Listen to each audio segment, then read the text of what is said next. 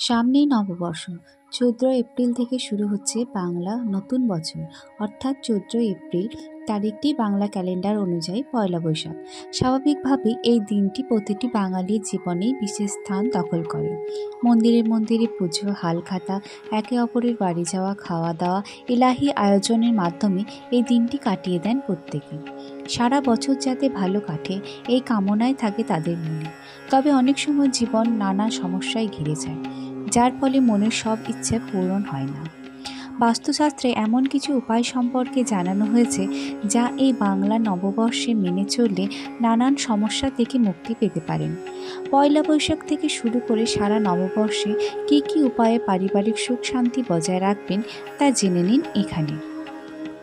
আপনার বাড়িতে কি বাস্তুদোষ আছে?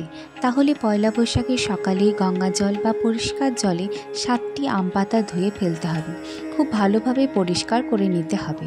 একটি জায়গায় তেল, হলুদ এবং সিঁদুর মিশিয়ে নিন। আম পাতাগুলিতে সেই মিশ্রণের ফোঁটা দিতে হবে।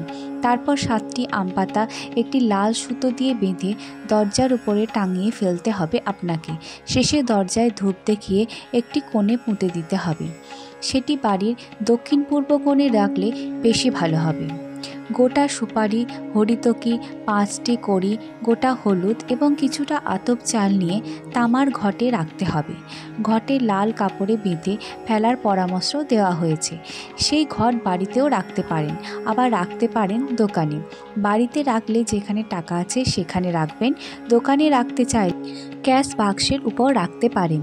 সূর্যাস্তের সময়ে কেউ দুধ, দই বা পেঁয়াজ চাইতে এলেও দেবেন না। তা না হলে বাড়ির উন্নতি বাধিত হয়। বাড়ির ছাদে কখনো অন্ন বা বিছানা ধোবেন না, কারণ এর ফলে শ্বশুরবাড়ির সঙ্গে সম্পর্ক নষ্ট হতে পারে।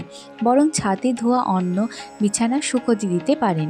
নববর্ষের প্রতি মাসে অন্তত একদিন মিশ্রিযুক্ত পায়েস বানান এবং তা পরিবারের সকলে মিলে তা খান। সবার আগে এই পায়েস বাড়ির বয়স্কদের উদ্দেশ্যে দিন। এই উপায়ে করলে লক্ষ্মী প্রসন্ন হন। এই বছরে প্রতি রাতে ঘুমাতে যাওয়ার আগে রান্নাঘরে বালতি ভরে রাখুন। এই উপায়ে ঋণের বোঝা থেকে মুক্তি পাবেন। অন্যদিকে বাথরুমে বালতি ভরে রাখলে উন্নতির পথে কোনো বাধা আসবে না। বৃহস্পতিবার অবশ্যই কোনো হলুদ বস্তু খান। এই দিন সবুজ খাদ্যবস্তু খেতে নেই। অন্যদিকে বুধবার সবুজ খাদ্যবস্তু গ্রহণ করবেন, কিন্তু হলুদ বস্তু থেকে দূরে থাকবেন। এই উপায়ে পরিবারের সুখ, শান্তি ও সমৃদ্ধি বজায় থাকে। রাতে এঁটো বাসন ফেলে রাখার অভ্যাস থাকলে নতুন বছরে তা ত্যাগ করুন। রাতে ভুলেও এঁটো বাসন না ধুয়ে ঘুমাবেন না, কারণ এর ফলে পরিবারের লোকসান হয়। আবার পুরো পরিবার মিলে কোথাও ঘুরতে যাওয়ার পরিকল্পনা করলে একসঙ্গে বেরোবেন না। আগে পরে বেরোলে যশ বৃদ্ধি হয়, সমাজে সেই ব্যক্তির মান সম্মান বাড়ে। এই ছিল নববর্ষের বাস্তুশাস্ত্র সম্পর্কে কতগুলি টিপস। ভিডিওটি ভালো লেগে থাকলে ও এই ধরনের তথ্যমূলক ভিডিও পেতে অবশ্যই আমার চ্যানেলটিকে সাবস্ক্রাইব করবেন।